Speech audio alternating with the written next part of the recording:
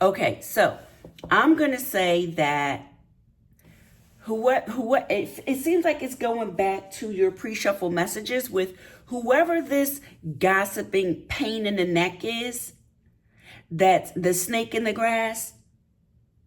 They're going to get busted and karma is going to hit them hard. Followed by the Six of Cups. This is somebody you know. You've known them for a long time. You have history with this person. Who is this Gemini?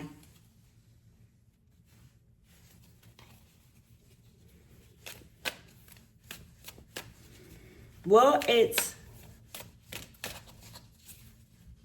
this a business owner? A person with a title?